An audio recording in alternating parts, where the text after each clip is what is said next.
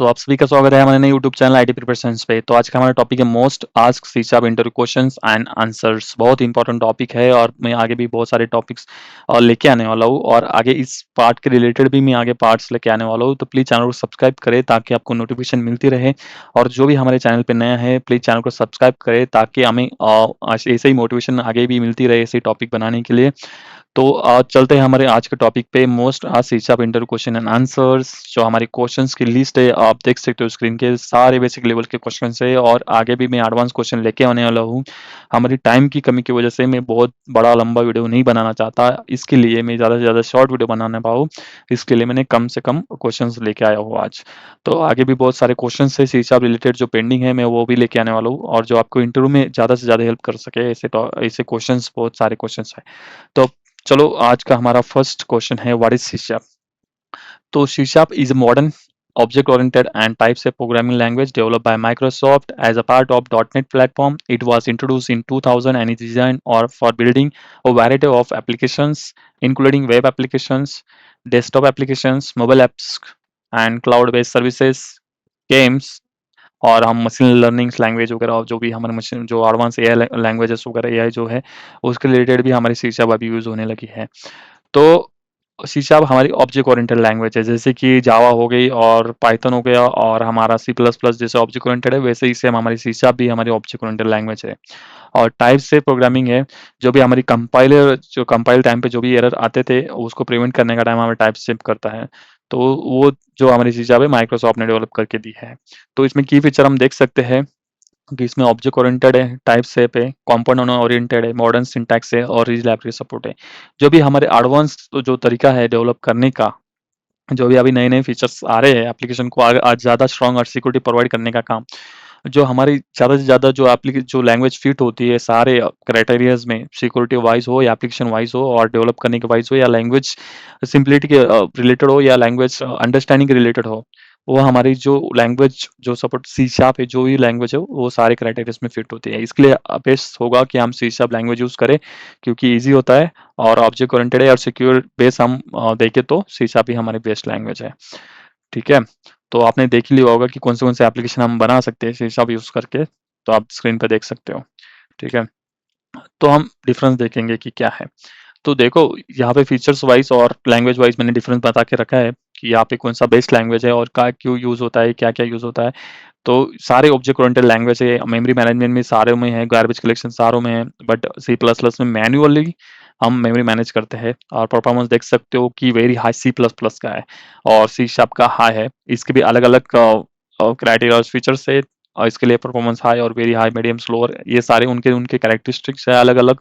वो भी अलग से हम देखेंगे बट अभी उसके लिए टाइम नहीं है कि मैं बता पाऊँ कि हाई परफॉर्मेंस क्यों देता है, वेरी हाई क्यों देता है। जैसे कि सी शार्प हमारा क्रॉस प्लेटफ़ॉर्म है डॉटनेट कोर में, जैसे डॉटनेट फ्रेमवर्क हमारा क्रॉस प्लेटफ़ॉर्म नहीं था तो माइक्रोसॉफ्ट ने उसके डॉटनेट कोर लेके आए और उसमें क्रॉस प्लेटफ़ॉर्म सपोर्ट दिया जो कि हमारे लिनक्स और माइक्रोसॉफ्ट और आईओएस पे चल सके एप्लीकेशन, मल्टीपल प्लेटफ़ॉर्म पे चल सके। तो सारे ही हमारे क्रॉस प्लेटफ़ॉर्म हैं और गेम डेवलपमेंट भी हमारी इसी हिसाब में यूनिटी करके है वो सपोर्ट करता है ऐप डेवलपमेंट के लिए। तो अगला क्वेश्चन हमारा what is difference between dot net and C sharp. तो ये मस्ट आज क्वेश्चन है, जैसे कि हमारा डिफरेंस आपको पता है कि नहीं, आपने काम किया है डॉट नेट में और सी शार्प में, तो आपको पता होना चाहिए कि डॉट नेट और सी शार्प में डिफरेंस क्या है। तो डिफरेंस यही है कि डॉट नेट जो है हमारा एक फ्रेमवर्क है, एक सॉफ्टवेयर डेवलपमेंट प्लेटफॉर्म है जो माइक्रोसॉफ्ट ने क्रिएट करके दिया है, जिसमें हम मल्टीपल लैंग्वेजेस यूज कर सकते हैं, जो मल्टीपल फ्रेमवर्क के साथ सपोर्ट करता है हमारा डॉट नेट। और जैसे कि language C sharp, VB dot net और F sharp and more languages, तो हम 16 प्लस लैंग्वेजेस यूज कर सकते हैं डॉट नेट के साथ और मल्टीपल एप्लीकेशन बना सकते हैं, जैसे डेस्कटॉप एप्लीकेशन, मोबाइल एप्लीकेशन और विंडोज एप्लीकेशन। जो भी सारे एप्लीकेशन हम बना सकते हैं वो हम बना सकते हैं हमारे डॉट नेट फ्रेमवर्क के साथ, जो भी हमारे सॉफ्टवेयर डेवलपमेंट प्लेटफॉर्म सपोर्ट करता है। और सी शार्प हो गया हमारी एक लैंग्वेज है, जैसे कि हमारे view dot net, F sharp और बहुत सारी 16 प्लस लैंग्वेज है, वो जैसे लैंग्वेजेस है वैसे ही हमारी सी शार्प एक लैंग्वेज है जो माइक्रोसॉफ्ट ने डेवलप की है। एंड हम कोड लिख सकते हैं डॉट नेट फ्रेमवर्क में, जो भी हमारी सी शार्प लैंग्वेज जो भी अंडरस्टैंड करता है उससे हम एक फीचर्स बना सकते हैं, एप्लीकेशन बना सकते हैं जो सारी ऊपर मैंने एप्लीकेशन बताई है, वो सारी एप्लीकेशन हम सी शार्प यूज़ करके लिख सकते हैं। तो उसके सारे फीचर्स यहाँ पे ऑब्जेक्ट ओरिएंटेड टाइप से एंड मॉडर्न फंक्शनलिटी जैसे प्रोवाइड करता है, जैसे असिंक अवेट, जैसे हम असिंक्रोनस लैंग्वेज, असिंक्रोनस प्रोग्रामिंग बोल सकते हैं उसको, जो हम डेवलप करते हैं एप्लीकेशंस में। लिंक क्यू हो गया, हमने जो मल्टीपल सोर्सेज के साथ डील करता है, जैसे कलेक्शन हो गया, डेटाबेस हो गया, पैटर्न मैचिंग हो गया। तो ये सारे हमारे डॉट नेट और सी शार्प, हम सी शार्प के फीचर है, और डॉट नेट और सी शार्प के मैंने डिफरेंस बता दिया। और वैसे आप डिफरेंस देख सकते हो इस टेबल में। और आपके इंटरव्यू वाइज आप भी अगर डिफरेंस पूछे तो आप इसमें से ही 2-3 डिफरेंस आप इजीली बता सकते हो इंटरव्यूअर को। तो ये आपके लिए अच्छा इम्प्रूवमेंट होगा, और अच्छा मतलब स्टार्ट टू इंटरव्यू होगा, क्योंकि ये इंटरव्यू के स्टार्ट में ही पूछा जाता है बल्कि। तो ये अच्छा इंप्रेशन गिराएगा इंटरव्यूअर पे कि आपको पता है डॉट नेट से आपके डिफरेंस क्या है। ठीक है। और नेक्स्ट थर्ड क्वेश्चन है हमारे, बहुत बेसिक लेवल का क्वेश्चन है कि आपको कितना पता है। ठीक है। तो what is the intermediate language, just in time compiler, CLR and CTS common type and in .NET। तो ये सारे हमारे जो है ये जो फीचर्स है, फंक्शंस है, जो हमारे डॉट नेट वर्क करता है, कैसे वर्क करता है हमारे लैंग्वेजेस के साथ, और कैसे एप्लीकेशन हमारा चलता है एक्चुअली डॉट नेट में स्टार्टिंग से एंड तक। तो ये सारी जो फंक्शनलिटी है, जो सारे ये जो हमारे फंक्शंस वर्क होते हैं अंदर ही, जो हमारी सी शार्प लैंग्वेज में हम टाइप करते हैं, फिर इंटरमीडिएट लैंग्वेज चलता है, फिर सीएलआर चलता है, फिर जस्ट इन टाइम, मतलब ये पूरा जो कन्वर्जन का मतलब नेटिव लैंग्वेज में कन्वर्ट करने का काम, और लैंग्वेज को कॉमन टाइप सिस्टम, जो सारे जो इंट है, बूलियन है, हम मल्टीपल लैंग्वेजेस में मल्टीपल वे हम इंट अलग से, हमारे वी डॉट नेट है, एप शार्प है, उसमें अलग तरीके से यूज़ करते हैं। तो उनको एक कॉमन टाइप में कन्वर्ट करने का काम, जो भी हम multiple platform, cross platform support कर सकते थे, जो भी मल्टीपल लैंग्वेजेस हम सपोर्ट कर सकते हैं डॉट नेट फ्रेमवर्क में, वो सारा हम यही टर्मिनोलॉजीज है सारी, जो हम उसके लिए यूज़ करके हम करते हैं। तो हमारा फर्स्ट है intermediate language, also known as MSIL, Microsoft intermediate language, और हम बोल सकते हैं उसको CIL, common intermediate language. It is the intermediate code generates when you compile a dot net application from C sharp code, जो भी C sharp code लिख रहे हैं अब। This is intermediate language is later converted into native code by just in time compiler before execution। ठीक है। तो इसको हम MSIL, जैसे माइक्रोसॉफ्ट इंटरमीडिएट लैंग्वेज, कॉम्बिनेटेड लैंग्वेज बोल सकते हैं। और एक कंपाइल्ड, जब भी हम डॉट नेट, जो भी हमारा डॉट नेट एप्लीकेशन जब हम कंपाइल करते हैं, तब हमारा इंटरमीडिएट कोड जनरेट होता है। तो ये कन्वर्ट करने का काम मतलब ये तो हमारी सिर्फ एक लैंग्वेज होगी, इंटरमीडिएट लैंग्वेज होगी, जो हमारी सी शार्प कोड है उसको एक इंटरमीडिएट लैंग्वेज में कन्वर्ट करके देता है, अलग लैंग्वेज में कन्वर्ट करता है, और उसको अलग से जो नेटिव कोड में कन्वर्ट करने का काम हमारा JIT करता है। तो रियल लाइफ एनालॉजी हम देखते हैं कि रियल टाइम एग्जांपल में कैसे सोच सकते हैं कि think of IL as a blueprint, एक ब्लूप्रिंट है और एक रेसिपी है, रिटन इन यूनिवर्सल लैंग्वेज, एक यूनिवर्सल लैंग्वेज में हमने एक रिटर्न करके दी है। तो it is not ready to use but it tells you exactly what to do. ठीक है। तो एग्जांपल देख सकते हैं कि हमने कंसोल राइट लाइन में हमने हेलो वर्ल्ड करके लिखा। तो when you compile this, it is not immediately machine code, instead of compiler generate IL code like this. ठीक है। तो ये डायरेक्टली इमीडिएटली एग्जीक्यूट नहीं होता। आपको पता है कि आपने एक लैंग्वेज सी शार्प में कोड लिखा कंसोल डॉट राइट लाइन, और आपको पता लगा है कि आपको डायरेक्टली मशीन में डायरेक्टली रन हो जाएगा और ऐसा हो जाएगा, नहीं, ऐसा नहीं है। वो पहले इंटरमीडिएट लैंग्वेज यूज करके ऐसे जो लैंग्वेज में कन्वर्ट करता है। देखो यहाँ पे नीचे एक स्क्रीनशॉट है ना, वैसे ही वो कन्वर्ट करता है। तो जैसे देख सकते हो आप स्क्रीनशॉट में, सी शार्प और विजुअल बेसिक, C++, वो सारे लैंग्वेज इंटरमीडिएट लैंग्वेज को हिट करते हैं, और इंटरमीडिएट लैंग्वेज कन्वर्ट करता है ऐसे लैंग्वेजेस में। ठीक है। तो आगे चलते हैं। तो हमारा ये हो गया कि इंटरमीडिएट लैंग्वेज एक अनदर लैंग्वेज में कन्वर्ट करके देता है। ठीक है। बट वो रेडी टू नॉट यूज है, मतलब अभी यूज होने के लायक नहीं है। बट इतना है कि हम वो क्या करना है, कोड को इतना बता देता है कि क्या करना है। ठीक है। तो जस्ट इन टाइम कंपाइलर हो गया हमारा next part. Just in time compiler is a part of CLR that converts IL code into machine code just before execution, and its compile code just in time when the application is run. This allows the .NET remain platform independent at the development stage, while still being optimized for specific hardware during execution। तो CLR जो भी हमारे just in time है, वो part है, CLR का एक part है जस्ट इन टाइम कंपाइलर, और क्या करता है, जो IL कोड हमने जनरेट किया था पीछे, वही मशीन लैंग्वेज में कन्वर्ट करके करके देता है, जो भी हमारी मशीन को अंडरस्टैंड हो कि क्या है वो। ठीक है। बस जस्ट बिफोर एग्जीक्यूशन के बिफोर। ठीक है।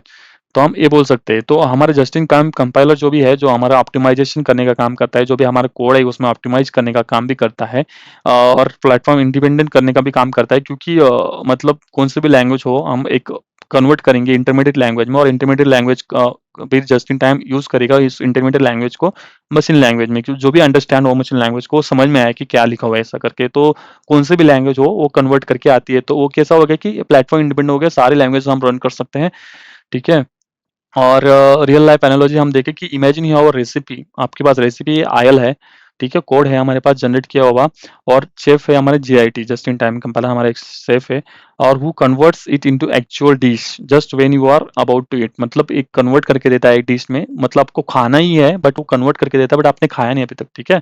Just in time takes IL to convert into native machine language specify of your operating system processor process when the program runs JIT convert IL into machine instruction like, ये देख सकते हो screenshot, ऐसे instruction वो convert करके देता है। आप देख सकते हो स्क्रीनशॉट में, जो हमने पीछे वाला जो कोड था, ये वाला console dot right line hello word करके वो कन्वर्ट किया आयल में, फिर आयल हमारा कन्वर्ट हुआ हमारे नेटिव मशीन लैंग्वेज में, जो मशीन लैंग्वेज आप देख सकते हो फ्लो चार्ट में भी, यहाँ पे C sharp, C I L और जीआईटी और नेटिव लैंग्वेज, वो सारा हमारा हमारा ये हो गया हमारा जीआईटी। तो नेक्स्ट है हमारा CLR, common language run time. तो कॉमन लैंग्वेज रन टाइम हमारा क्या करता है, जैसे execution engine for dot net application, execution engine है डॉट नेट एप्लीकेशन के लिए, सीएलआर हैंडल करता है memory management, garbage collection, security, exception handling and thread management, ये सारे हैंडल्स कौन करता है, सीएलआर हैंडल करता है, ठीक है। तो आप स्क्रीनशॉट पे देख सकते हो कि सोर्स कोड हमारा सी शार्प है, उसको स्पेसिफिक कंपाइलर कन्वर्ट किया एमएसएल लैंग्वेज में, एमएसएल मतलब वही इंटरमीडिएट लैंग्वेज हो गई, इंटरमीडिएट लैंग्वेज हमारी हो गई जीआईटी थ्रू, और जीआईटी हमारा कन्वर्ट करते हैं नेटिव लैंग्वेज नेटिव कोड में। तो ये जीआईटी और नेटिव कोड का कन्वर्शन पार्ट है हमारे सीएलआर के अंडर होता है, ठीक है। और उसके बाद हमारा एग्जीक्यूशन होता है। तो CLR loads the IL code, uses the JIT to compile its native code and manage the execution of program, ठीक है। रियल लाइफ एनालॉजी क्या होती है, उसमें रियल लाइफ एग्जांपल बोल सकते हैं हम। Think of CLR is a kitchen manager, वो सीएलआर हमारा किचन मैनेजर समझ लो।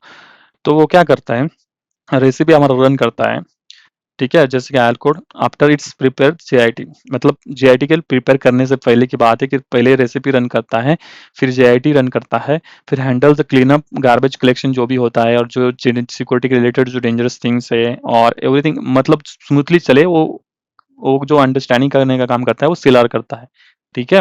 मतलब सब कुछ हैंडल करता है कि सबसे सही कुछ सही सही से चले, जो भी मैनेजर जो करता है किचन मैनेजर की कुछ नुकसान ना हो, जो भी बना रहे वो अच्छे से बनाए, कुछ एसेट्स को नुकसान ना हो, या कुछ बना रहे वो सही से बना रहे, कुछ सही से डाल रहे, तो वही हमारा सीलर का काम होता है, ठीक है।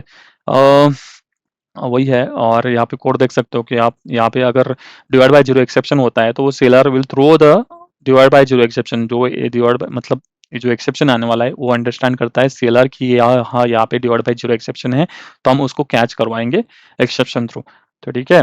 तो CLR catches run time exception, ensure the program does not crash, program crash ना हो इसका इंश्योर करता है हमारे सीएलआर, ठीक है। एग्जाम्पल ऑफ रिस्पॉन्सिबिलिटी आप पढ़ सकते हो, ठीक है।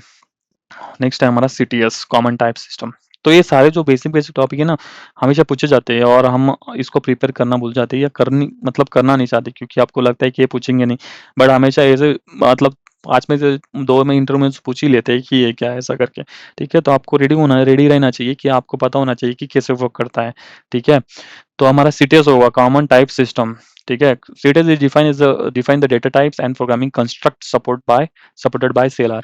It is ensure that different .NET languages like C Sharp, VB .NET, F Sharp can interpret with each other. For its example, C Sharp and integer VB .NET either treated as the same type by CLR due to CTS, ठीक है।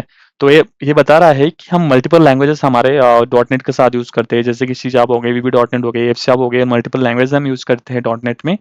तो उसमें जो हम variables वगैरह create करते हैं, int वगैरह हो गया, ब्लिन हो गया, जो भी डबल हो गया, वो सारे जो हम वेरिएबल यूज करते हैं, तो उसमें अलग अलग सिंटैक्स, हम सी शार्प के लिए अलग सिंटैक्स, वीबी डॉट नेट के लिए अलग सिंटैक्स यूज करते हैं।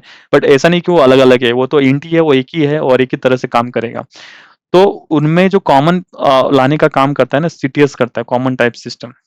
तो ये सीबी सी शार्प और एबी डॉट नेट, ये दोनों का मतलब जो अंडरस्टैंडिंग है, दोनों की जो लैंग्वेज है, उनको पता है कि एक ही इंटी परफॉर्म करने वाले हैं, तो उसको एक एग्जैक्टली एक टाइप में कन्वर्ट करने का काम हमारा कॉमन टाइप सिस्टम करता है। तो common type system like having the standard measurement system in kitchen. So recipes from different countries can follow consistently. Like हम बहुत सारी कंट्रीज में एक जैसे एनालॉजी फॉलो कर, लाइक एक कप होगा हमारा 250 ml हो गया, तो हमको पता है कि तो अलग अलग कंट्रीज में भी वैसे ही बोलेंगे कि और 250 ml मतलब 1 कप, उनको सारे को यही पता है। तो एक मेजरमेंट है, वैसे ही हमारे शीशा.वी.इन में इंट हमारा एक मेजरमेंट है कि हम इंट अलग अलग तरीके से भी यूज करें, बट वो यही इंट, ठीक है।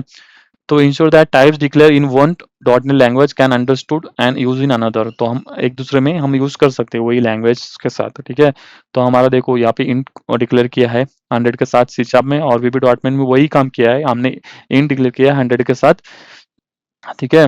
मतलब जो भी नंबर डिक्लेयर किया है 100 के साथ, both int and C sharp and integer in VB dot net are map to the same type in the CLR system in 32, ठीक है। थैंक्स टू CTS, यह मतलब दोनों को मैप किया है सिस्टम इन 32 के साथ, ठीक है। वैसे भी हमारा स्ट्रिंग हो गया, हमारा बुलियन हो गया, वो भी एक स्ट्रिंग के साथ अटैच होगा, जो भी कॉमन है उसके साथ, तो कॉमन टाइप प्रोवाइड करके देता है हमारा डॉट नेट, ठीक है। तो हमारे different what are different data types in C sharp, कौन से डेटा टाइप यूज होते हैं हमारे सी शार्प में।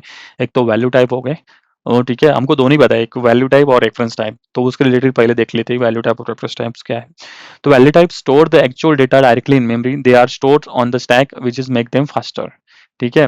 तो ये डायरेक्टली मेमोरी में स्टोर होता है, हमारे जो भी मेमोरी है उसमें डायरेक्टली स्टोर होता है वैल्यू टाइप। और वो उसमें हमारे हो गए इंट, फ्लोट, डबल, कैर, फुल, बाइट, शॉर्ट, लॉन्ग और डेसिमल, ये सारे हमारे डेटा टाइप हो गए हमारे वैल्यू टाइप, ठीक है।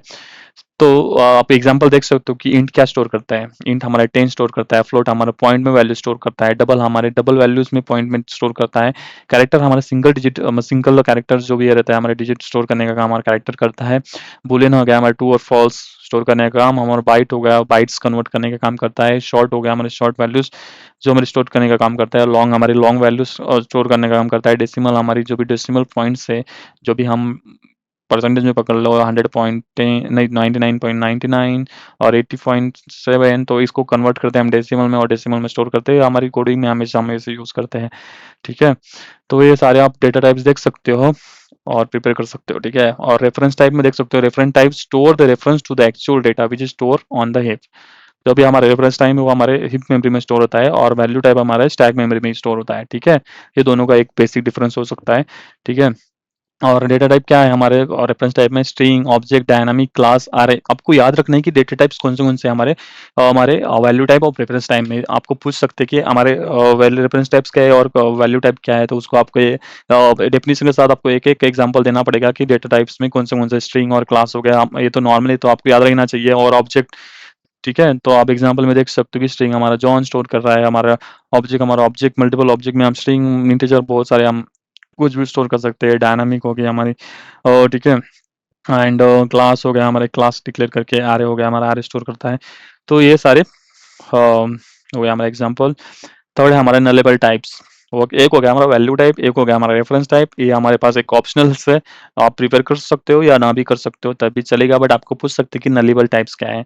तो allow value types to also hold null, nullable type आपका होल्ड करके रखता है नल वैल्यू। समझ लो आपने एक इंटीजर डिक्लेयर किया एज और बुलियन डिक्लेयर करके एज रजिस्टर करके, बट समझ लो बैकएंड से हमारा नल वैल्यू आ रहा है, तो उसको कैसे हैंडल करेंगे, ठीक है। इंटो हमारा जीरो से लेके कौन सी भी वैल्यू हमारा ले सकता है, होल्ड कर सकता है, बट एक टाइम पे नल आ जाए तो कैसे होल्ड करके रखेगा, ठीक है। वैसे ही बुलियन के बारे में हो गया। तो ये जो क्वेश्चन मार्क लगाते हैं ना इंट और बुल के आगे, तो अगर पीछे से नल वैल्यू भी आती है ना हमारे बैकएंड से, तो वो होल्ड करके रखता है, तो एरर नहीं देता। अगर आप ऐसे डायरेक्टली इंट एज और उसको असाइन करो नल, तो असाइन करने नहीं देगा, क्यों एरर देगा, क्योंकि उसको पता है कि एज में हमारे इंट वैल्यू स्टोर होगी, जो हमारी जीरो से लेके जितनी भी इंट वैल्यू वो स्टोर कर सकते हो। बुलियन में उनको पता है कि ट्रू और फॉल्स स्टोर करेंगे, बट उसको पता नहीं कि हम नल वैल्यू स्टोर करेंगे, तो उसके लिए हम क्वेश्चन मार्क देते हैं ताकि वो स्टोर कर सके नल वैल्यूज, ठीक है। जैसे हो गया हमारी पॉइंटर टाइप्स के लिए भी, ये भी ऑप्शनल है हमारे पास, जो भी हमारी एड्रेस होल्ड करके रखता है वो उसका पॉइंटर टाइप्स हो गया। तो ये हमारा ऑप्शनल है, ठीक है। नलेबल टाइप्स तो आपको पूछा जा सकता है, इसके लिए हमारा थर्ड जो डिफरेंस डेटा टाइप है वो है नलेबल टाइप्स, ठीक है। फिफ्थ क्वेश्चन हो गया, what is difference between manage and unmanaged code. तो मैनेज कोड और अनमैनेज कोड क्या है, ठीक है। तो देखो आपको पता होगा कि मैनेज कोड हमेशा हम मैनेज करने का हमारा जो सीएलआर करता है, सीएलआर हमारा गार्बेज कलेक्शन चलाता है, गार्बेज कलेक्टर चलाता है, और जो भी हमारे मैनेज कोड में जो भी हमारा कोड लिखा हुआ है वो मतलब ऑटोमेटिकली मेंटेन करने का काम हमारा गार्बेज कलेक्टर करता है, ठीक है। तो मैनेज कोड, वो जो कोड होता है जो मैनेज करता है सीएलआर, ठीक है, under the control of CLR, ठीक है। Manage code is a code that runs under the control of the dot net run time CLR. The CLR manage the memory security type safety and the exceptional handling for this code, ठीक है। तो आपको इतना ही याद रखना है, जो भी हमारा कंट्रोल सीएलआर के अंडर जो भी कंट्रोलेशन होता है वो मैनेज कोड के अंडर में होता है, ठीक है। हाँ, ठीक है। कंट्रोल करता है सीएलआर, जो भी कंट्रोल करता है वो हमारा हो गया मैनेज कोड, ठीक है। कैरेक्टरिस्टिक हो गया हमारे सीएलआर की, execute in the common language run time, benefit from garbage collection, safe reliable, easier to maintain language, example C sharp, VB dot net और एफ शार्प, ठीक है। और रियल टाइम एनालॉजी देखिए कि imagine you have you are living in the apartment with the manager who collect your trash, fixing issues, ensure the safety, ठीक है। आप एक अपार्टमेंट में रह रहे हो, आपके एक मैनेजर के साथ जो मैनेज करता है आपके ट्रैश गार्बेज कलेक्शन, मतलब जो भी आपका कचरा है या कुछ भी इश्यू है या कुछ भी सेफ्टी रिलेटेड हो, जो भी हमारे सोसाइटीज में रहते हैं, जो भी हमारे मैनेजर्स रहते हैं, सिक्योरिटी जो भी सोसाइटीज मैनेजर रहता है, जो सारे मैनेज करने का काम करता है। आपको कुछ करने का काम ही नहीं है, आपको सिर्फ कोड लिखना है, कोड राइट करना है, कुछ करने का काम नहीं। जो करेगा वो सीएलआर करेगा, ठीक है, आपको कुछ करने का काम नहीं है। तो ये हो गया हमारा मैनेज कोड। और अनमैनेज कोड हो गया जिसमें no automatic memory management, must handle memory allocation deallocation manually, writing in language C, C plus plus, assembly run faster but less secure, life real life energy, you are living with in your house with no manager, जो आपको मतलब खुद करना पड़ता है, plumbing खुद करना पड़ता है, ट्रैश खुद निकालना पड़ता है, आपके खुद के इश्यूज आपको रिजॉल्व करने पड़ते हैं। और यहाँ पे कुछ कोई अलग से कोई मैनेजर नहीं है आपके जो इश्यू हैंडल करे, ठीक है। तो ये हो गया हमारा अनमैनेज कोड। तो अनमैनेज कोड की डेफिनेशन आप नीचे भी देख सकते हो कि unmanaged code is a code that runs directly on the Windows OS outside the control of CLR, ठीक है। The developer must manually manage the memories and resources, ठीक है। तो ये डिफरेंस हमारा मैनेज कोड और अनमैनेज कोड को। तो मैनेज कोड हमेशा सेलर जो मतलब जो गार्बेज कलेक्टर है हमेशा मैनेज कोड को ही मैनेज करने का काम, मैनेज कोड को इरेज करने का, जो भी अनयूज जो ऑब्जेक्ट है, जो अनयूज जो वेरिएबल्स है जो भी हम डिक्लेयर करते हैं और जो भी ज़्यादा टाइम तक यूज नहीं हुए हैं और उसका यूज ही नहीं अनयूज है, तो उसको इरेज करने का काम करता है हमारा गार्बेज कलेक्टर। तो मैनेज कोड हैंडल करता है, ठीक है। अनमैनेज में हम फोर्सफुली उसको डिस्ट्रॉय करने का काम करते हैं, जैसे कि हम यूज करते हैं और हम जीसी डॉट कलेक्ट यूज करते हैं, और हम बोल सकते हैं डिस्पोज मेथड बोल सकते हैं। डिस्पोज मेथड हमारा अनमैनेज कोड को मतलब जो भी हमारे मेमोरीज है उसको इरेज करने का काम करता है, ठीक है। इसका एक डिफरेंस देख सकते हो, executing CLR manage code yes, unmanage code no. Memory management हमारी ऑटोमेटिक होती है मैनेज कोड में, और अनमैनेज कोड में मैन्युअली होती है। सेफ्टी टाइप सेफ्टी है, सिक्योर है मैनेज कोड हमारा, बट अनमैनेज कोड हमारा wrist of memory leakage crashes है। हमारा स्लाइटली फास्टर है मैनेज कोड, और अनमैनेज कोड फास्टर है। और लैंग्वेजेस सी sharp, VB dot net, F sharp, और अनमैनेज कोड में सी, सी प्लस प्लस, असेंबली, ठीक है। तो आप बोल सकते हैं कि यहाँ पे परफॉर्मेंस स्लो रहे और यहाँ पे फास्टर है, ऐसा क्यों?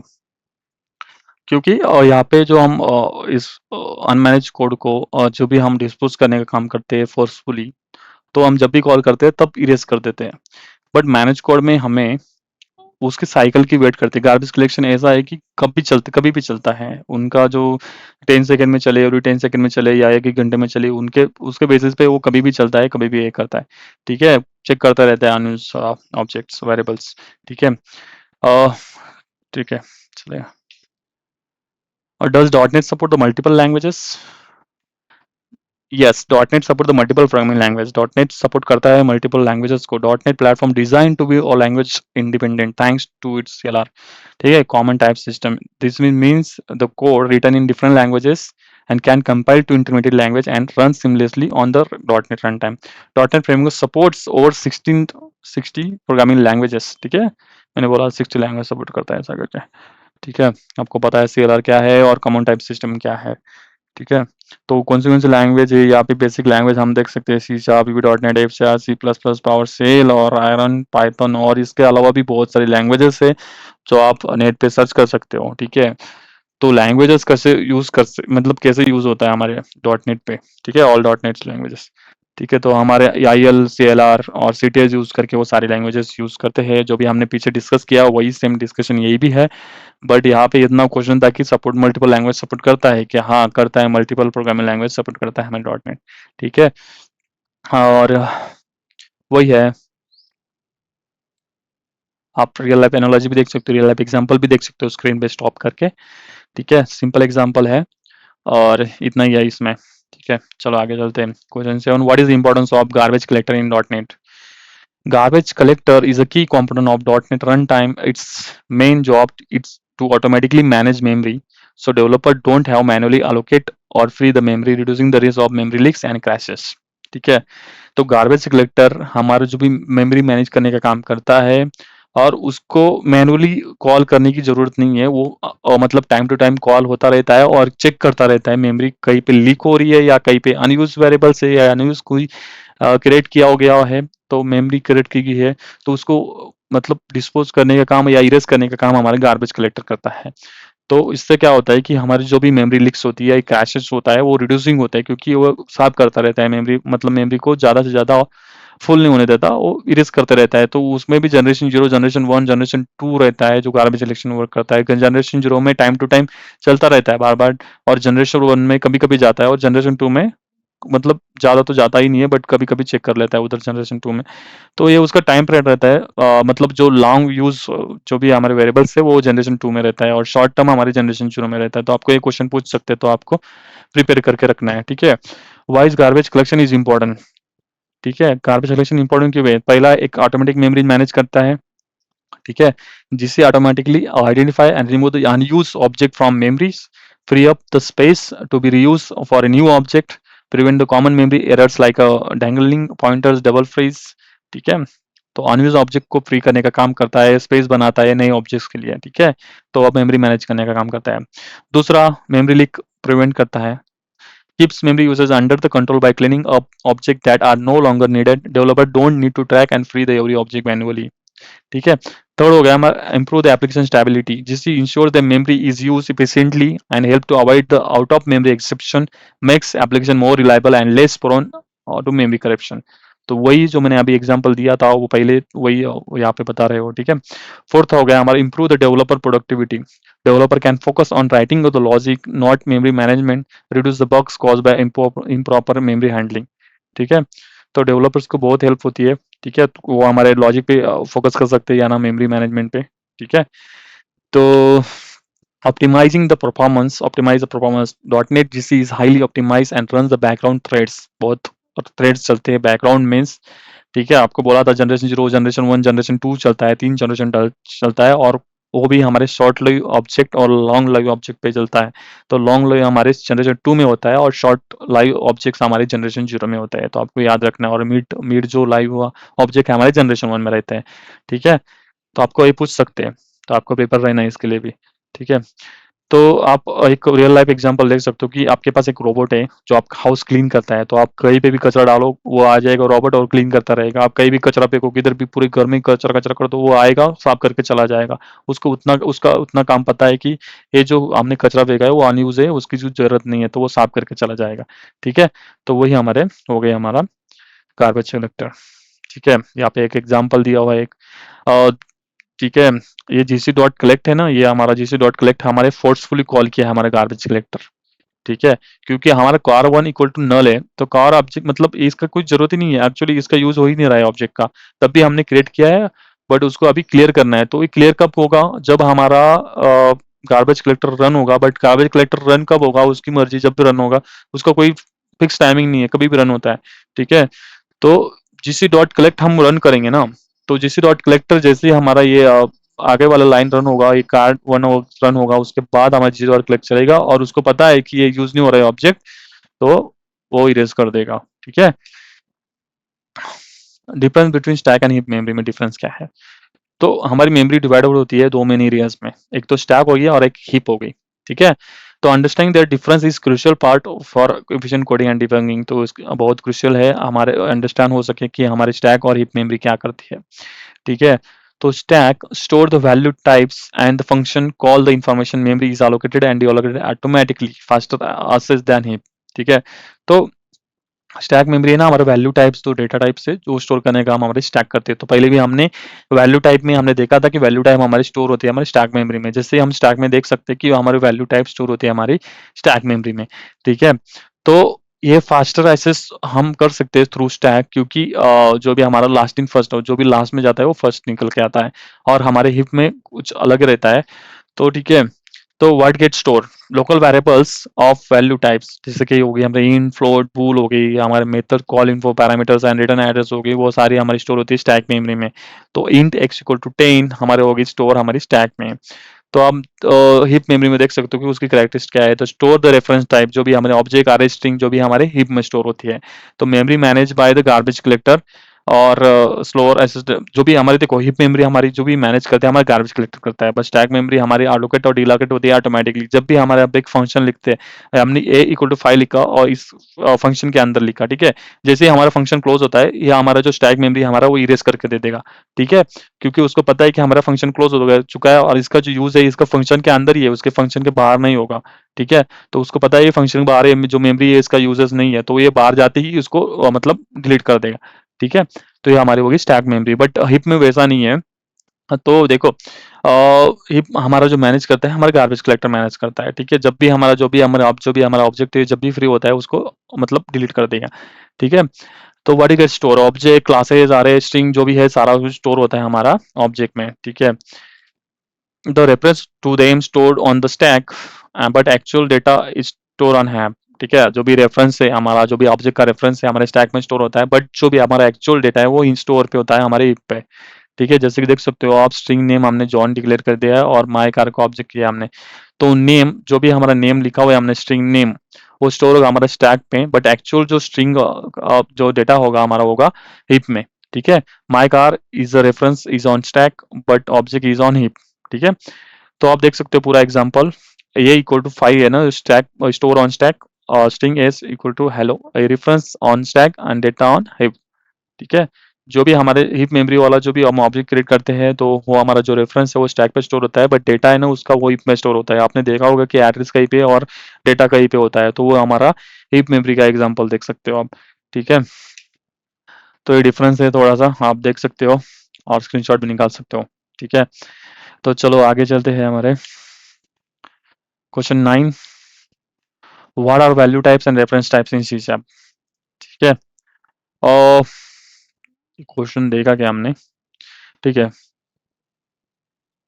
understand the difference between value type and reference it affect the data and store the access memory। value type क्या है हमारा, actually store the actual data directly in memory, store on the stack, when the assigned to another variable it's copy and made and cannot be null। and the reference type क्या होगा हमारा, store the reference to the actual data, our data is stored on the heap and reference is on stack, when the assigned both variables point the same memory can be null। देखो हमने जो पीछे हमने discuss किया वही same है यहाँ पे।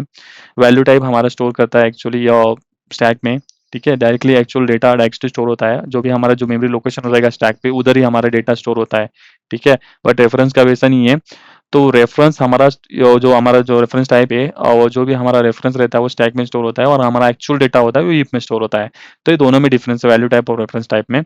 ठीक है, तो ठीक है, तो आप देख सकते हो कि वैल्यू टाइप कौन से int float double boolean characters struct data type, मतलब ये सारे हमारे वैल्यू टाइप्स हो गए। तो हमारे रेफरेंस टाइप के एग्जांपल देख सकते हो कि क्लासेस अरे string interface delegate building string object dynamic. ठीक है, तो आप एक एक एग्जांपल भी देख सकते हो दोनों के। तो मेरा ये दोनों डिफरेंस बताने का यही कारण है, क्योंकि ये बहुत बेसिक है और इनको ना बहुत अलग अलग तरीके से क्वेश्चन पूछा जाता है आपके लिए। Value type, reference type, stack, heap, उनके एग्जांपल्स, उनके प्रिमिटिव, नॉन प्रिमिटिव टाइप्स, और उनके सारे जो भी ऑब्जेक्ट्स हैं कौन से है, उनके टाइप कौन से पैरामीटर, प्रिमिटिव टाइप कौन से, ऑब्जेक्ट कौन से स्टोर होते हैं रेफरेंस टाइप में। तो ये सारा कुछ आपको बताते हैं और आप कंफ्यूज हो जाते हो कि ये अलग अलग तो नहीं है। बट मैं यही ज़्यादा फोकस कर रहा हूँ कि ये ज़्यादा ज़्यादा आप प्रिपेयर करो, ताकि आपको इंटरेस्ट में इनका दोनों का जो डिफरेंस है वो आप क्लियर रहे। ठीक है, तो आप एग्जांपल देख सकते हो दोनों के। और देखो यहाँ पे वैल्यू टाइप के एग्जांपल देखिए, यहाँ पे ए इक्वल टू 10 किया है और ए को ही आसान किया बी में, और बी को आसान किया 20। बट आप कंसोल राइट लाइन में देखो कि ए की वैल्यू 10 ही है, क्योंकि हम ए की वैल्यू किधर भी डाल रहे हैं, बी में डाल रहे हैं और बी को अलग से अलग वैल्यू असाइन कर रहे हैं, बट ए की वैल्यू चेंज नहीं हुई है। क्योंकि चेंज क्यों नहीं होगी, क्योंकि उसकी खुद की मेमोरी है और उसकी मेमोरी में ये डेटा असाइन किया है। उसको दूसरे अलग से मेमोरी बनाने की जरूरत नहीं है, अलग से मेमोरी में कुछ असाइन नहीं है, पॉइंट किया गया है, कुछ नहीं है। ठीक है, वैसे ही सम एक ऑब्जेक्ट बनाया हमने पर्सन का, और वही ऑब्जेक्ट हमने असाइन किया सेकंड ऑब्जेक्ट को। ठीक है, तो वो सेम ऑब्जेक्ट हमारा बन गया हमारे पर्सन में भी। ठीक है, तो p2 डॉट नेम जॉन हमने डिक्लेयर किया, तो p1 डॉट नेम में भी वही हमारा जो p1 का है ना, उधर ही एक हमारा आउटपुट बन गया जॉन। मतलब देखो, हमने वही सेम ऑब्जेक्ट हमने कॉपी किया P2 में, और P2 डॉट नेम करके हमने वो जॉन नेम है जो हमने सेकंड ऑब्जेक्ट में पास किया। बट जब भी हमने फर्स्ट ऑब्जेक्ट का नाम P1 डॉट नेम करके लिया ना, तो डायरेक्टली आउटपुट जॉन आया। बट हमने खास करके देखा जाए तो हमने P2 में वैल्यू स्टोर किया है, P1 में नहीं। तब भी हमने P1 को जो भी हमने नेम यूज करके हमने वैल्यू निकाल ली। तो यही डिफरेंस है वैल्यू टाइप और प्रेफरेंस टाइप में। ठीक है, तो रियल लाइफ आने जाए, मतलब रियल लाइफ में देखे तो वैल्यू टाइप क्या है, like a copying a photo, change just to one copy but don't affect the another one. ठीक है, जैसे कि हमने एक फोटो कॉपी की, तो कॉपी करने के टाइम पे जो ओरिजिनल कॉपी थी हमारी उसको कोई अफेक्ट नहीं हुआ, बट हमने एक अनदर बनाई तो उसका भी कुछ नहीं है। ठीक है, like copying a photo changes to one copy don't affect the another copy. जब भी हम अनदर कॉपी करेंगे उसमें कुछ इफेक्ट नहीं होगा। बट रेफरेंस टाइप में क्या होगा, जैसे कि हम गूगल डॉक में एक एक्सेल फाइल शेयर करें एक आधा दूसरे एम्प्लॉय के साथ, तो वो कुछ भी उधर चेंज करेगा ना, तो आपके आपके फाइल में भी चेंज होगा, क्योंकि हम एक ही फाइल शेयर कर रहे हो। ठीक है, गूगल डॉक थ्रू। तो changes are seen by everyone who has the link, उसके पास लिंक है, उसको पता है कि क्या चेंजेस है, वो भी कुछ भी चेंज करेगा। आपको पता है कुछ आपको एक्सेल शीट मिलती है, आपको एडिट करने को बोलते हैं, बट ये कहाँ पे से होता है, गूगल डॉक पे से होता है। सबको लिंक पता है तो सब कुछ चेंज कर सकते हो। तो ये हो गया हमारा डिफरेंस। तो ये हमारा वैल्यू टाइप और रेफरेंस टाइप का डिफरेंस है कि स्टोर होता है स्टैक और हीप एक्चुअल डेटा, ये सारा कुछ ये वही सेम एग्जांपल से जो हमने अभी करंटली डिस्कस किया है। तो आप देख सकते हो, स्क्रीनशॉट निकाल सकते हो और आप प्रिपेयर कर सकते हो इंटरव्यूज के लिए। इसमें जो 2-3 पॉइंट भी आप बता दिए तो बहुत काफ़ी है। ठीक है, क्वेश्चन 10 है हमारा बॉक्सिंग और अनबॉक्सिंग। सिंपल है, boxing is the process converting a value type two an object. This is store the value type inside the heap instead of stack. ठीक है, बॉक्सिंग हमारा कन्वर्ट करता है मतलब जो भी इंट है उसको ऑब्जेक्ट में कन्वर्ट करने का काम करता है। देखो यहाँ पे वैल्यू टाइप हमने 42 लिया और 42 को ऑब्जेक्ट को असाइन किया, तो ये हो गया हमारा बॉक्सिंग प्रोसेस। नंबर को हमने ऑब्जेक्ट में असाइन करके दे दिया। ठीक है, वैसे ही अनबॉक्सिंग प्रोसेस हो गई हमारी उलट प्रोसेस, उल्टी प्रोसेस होगी उसमें। वो भी हमारी ऑब्जेक्ट से हम कन्वर्ट करेंगे इंट में फिर से। ठीक है, बट उसके लिए हमें कास्टिंग की जरूरत होती है। ठीक है, तो देखो कास्टिंग क्या किया उन्होंने, कास्ट किया इंट को, यहाँ पे ब्रैकेट में इंट लिखा ना, ये कास्टिंग प्रोसेस है। उसको मतलब बॉक्स को इंट में कन्वर्ट करके अनबॉक्स किया और अनबॉक्स वैल्यू निकाली हमारी 42 फिर से। ठीक है, तो ये हमारी होगी बॉक्सिंग एंड अनबॉक्सिंग। तो आपको एग्जांपल हम एग्जांपल पूछ सकते हैं और आपको डेफिनेशन भी पूछ सकता है। ठीक है, लास्ट क्वेश्चन है हमारा, what is casting in C sharp. वही है, आपको पता है कास्टिंग क्या किया, वही कास्टिंग यहाँ पे भी है। Casting in C sharp means converting one data type to another. It's often used when you want to treat a value of one type as a value to another type। मतलब एक value को another type में convert करना हो तो हमें casting की जरूरत पड़ती है हमारे हिसाब से।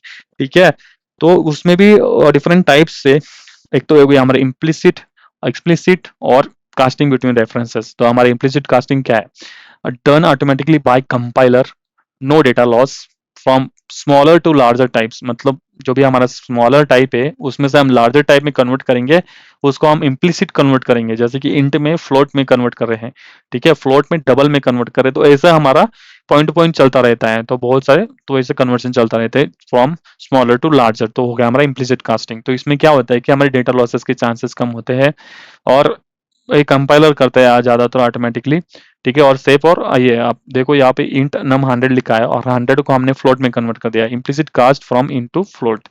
ठीक है, एक्सप्लिसिट कास्ट वैसे ही है, मैनुअल है और अनसेफ है। Manually specify by developer may be loss the data from larger to smaller type.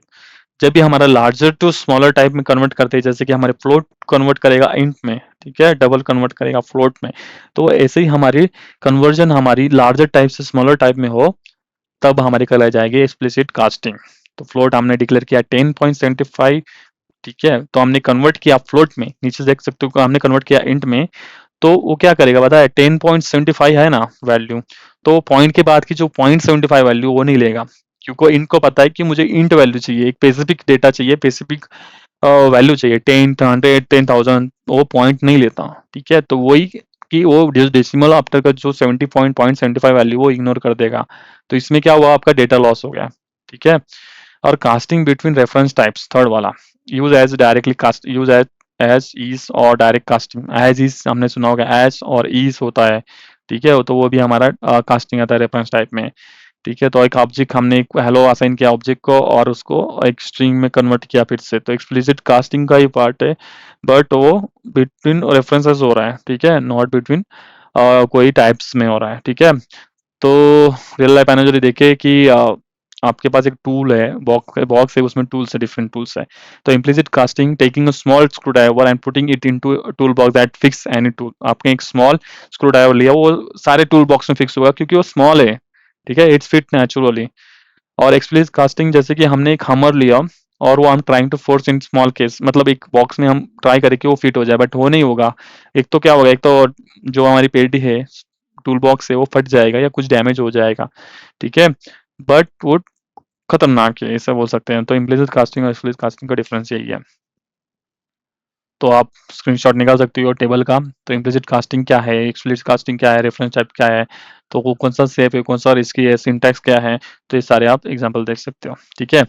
तो नेक्स्ट पार्ट में कौन से क्वेश्चन लेके आने वालों में, what are the collection in शीशा, what is difference between array and array list, exception handling क्या है, रेफर आउट कीवर्ड क्या है, and what is difference between const and read only keyword क्या है। तो बहुत सारे कीवर्ड्स भी ऐसे हैं शीशा में यूज करते हैं, तो उसके भी सारे हम डिस्कशन करेंगे, वो अगले टॉपिक में होगा। बहुत सारे क्वेश्चन अभी पेंडिंग है, तो प्लीज चैनल को सब्सक्राइब करें ताकि ये सारे जो क्वेश्चन है आपको इसकी नोटिफिकेशन मिलती रहे आगे भी, ठीक है।